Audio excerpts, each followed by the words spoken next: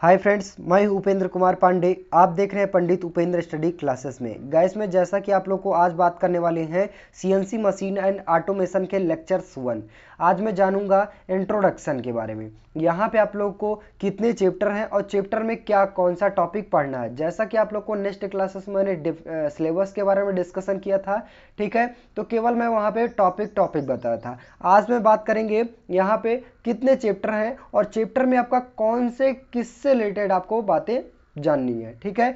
चलिए बात करें। जैसा कि आप लोग को यहाँ पे स्क्रीन के माध्यम से देख पा रहे हैं, CNC machine and automation mechanical engineering 6 semester, जो कि मैकेनिकल इंजीनियरिंग 6 सेमेस्टर में है ये सब्जेक्ट। और वहीं पे बात किया जाए कौन सा लेक्चर्स होने वाला है सीएनसी मशीन के बारे में, तो ये पहला लेक्चर्स है। और वहीं पे आप बात करेंगे किसके बारे में जानकारी जानने वाले हैं, तो इंट्रोडक्शन, ठीक है। यहाँ पे हम इंट्रोडक्शन के बारे में बात करेंगे। तो इंट्रोडक्शन हमारा क्या है, तो फर्स्ट से लेकर लास्ट चैप्टर तक जानेंगे और चैप्टर में किससे रिलेटेड कौन सा टॉपिक है, ये सभी सारी जानकारी जानने वाले हैं। तो वीडियो लास्ट तक देखना है, तभी आप लोग को समझ में आएगा। चलिए बात करें। जैसा कि आप स्क्रीन के माध्यम से देख पा रहे हैं चैप्टर फर्स्ट के बारे में, यानी हमारा चैप्टर फर्स्ट क्या है, इंट्रोडक्शन है। अब इंट्रोडक्शन में हमें कौन सा टॉपिक पढ़ना है, तो जैसा कि आप लोग को सीएनसी हो गया, एनसी हो गया, डीएनसी हो गया, कार्बोरेटर हो गया और वहीं पे रोबोटिक्स हो गया, ऐसे सभी टॉपिक आपको क्या हो गया, सीएनसी हो गया, डीएनसी हो गया और एनसी हो गया, कार्बोरेटर हो गया और वहीं पे रोबोटिक्स हो गया, ये सभी मशीनों के बारे में आप लोग को अध्ययन करना है। मतलब जितने भी मशीनें हैं यहाँ पे सीएनसी, डीएनसी, एनसी और रोबोटिक्स हो गया,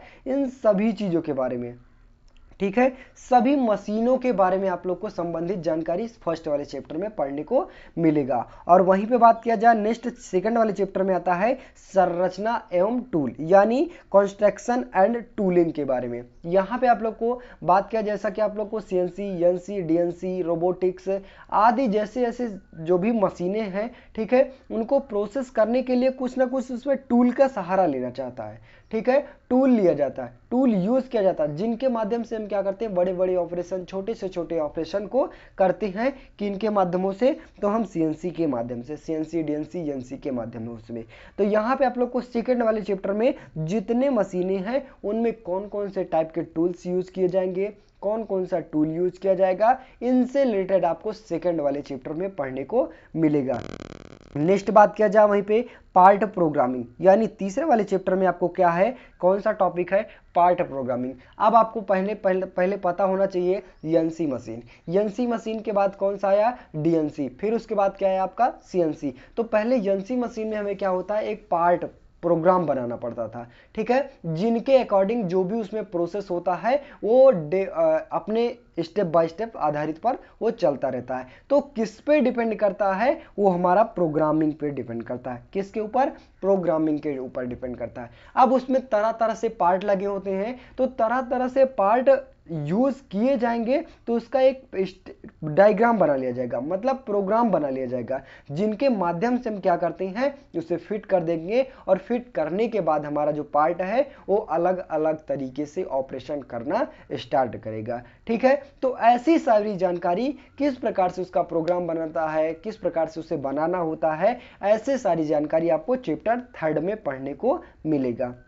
नेक्स्ट बात किया जाए निकाय सिस्टम, यानी सिस्टम डिवाइस क्या होता है। अब यहाँ पे बात किया जाए निकाय सिस्टम, अब हमारा क्या हो गया, पूरा मशीन स्ट्रक्चर बन गया, ठीक है, उनमें हम क्या करते हैं, टूल का भी सहारा ले लिए और सहारा लेने के बाद उसमें प्रोग्राम भी फिट कर दिया गया। अब वो सिस्टम डिवाइस पूरा हमारा पूरा पार्ट बन गया, मतलब एक सिस्टम बन गया। और सिस्टम बनने के बाद क्या किया जाएगा, उस पर ऑपरेशन किया जाएगा, ठीक है। तो किनके आधारित पर वो ऑपरेशन किए जाएंगे, ठीक है, कहने का मतलब है किसके आधारित पर काम किया जाएगा, वो क्या कैसे आता है, वो सिस्टम डिवाइस के अंतर्गत आ जाता है, मतलब निकाय उपकरण के अंतर्गत आ जाता है। जो भी उसमें टूल्स बनेंगे, जो भी हमारा मटेरियल तैयार हो गया, ये सब किससे रिलेटेड आ जाता है, वो निकाय उपकरण, यानी चैप्टर 4 में आप लोग को ऐसे टॉपिक पढ़ने को मिलेगा।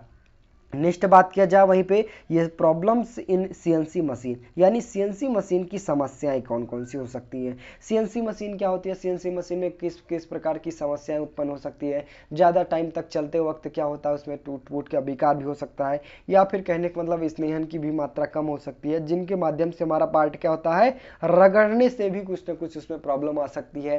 कहने का मतलब प्रोग्राम में किसी प्रकार की समस्या आ गई तब भी हमारी समस्याएं उत्पन्न हो सकती हैं। यानी तरह तरह की जो भी जिस प्रकार से सीएनसी मशीन में समस्याएं उत्पन्न होती हैं, ऐसे सारे रिलेटेड आपको कौन से चैप्टर में पढ़ने को मिलेगा, तो चैप्टर 5 में पढ़ने को मिलेगा।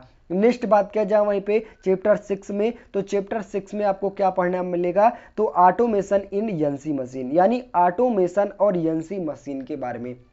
एनसी मशीन हमारा किस प्रकार से होता है, तो ऑटोमेशन के आधारित पर डिपेंड करता है। किसके ऊपर, ऑटोमेशन के ऊपर। यानी कहने का मतलब है इसका एक प्रोग्राम बना दिया जाता है और प्रोग्राम बनाने के बाद क्या करते हैं, पूरा डाटा को फीड कर देते हैं और डाटा फीड करने के बाद जब वो प्रोसेस हमारा चलता है प्रोग्रामिंग, तो उनके आधारित पर हमारी एनसी मशीन डिपेंड करती है। तो कहने का मतलब है कि जो ऑटोमेशन एनसी मशीन वो किस आधारित पर चलती है और किस बेसिस पे चलाया जाता है, क्या उसका कोड होता है, ऐसे सभी टॉपिक आपको पूरे विस्तार में जानने के लिए आपको कौन से चैप्टर पढ़ने को पड़ेंगे, तो चैप्टर 6 पढ़ने को मिलेगा। नेक्स्ट बात किया जाए वहीं पे, नेक्स्ट आता है last chapter, turning end milling प्रयुक्त सीएनसी मशीन की संक्रियाएं। यानी सीएनसी मशीन में क्या होता है, कौन कौन से ऑपरेशन, टर्निंग और मिलिंग, ठीक है, कौन सा ऑपरेशन, टर्निंग और मिलिंग जो इन्वॉल्व होते हैं, ठीक है, ऑपरेशन किए जाते हैं सीएनसी मशीन में। ऐसे सभी टॉपिक आपको कौन से चैप्टर में मिलेंगे,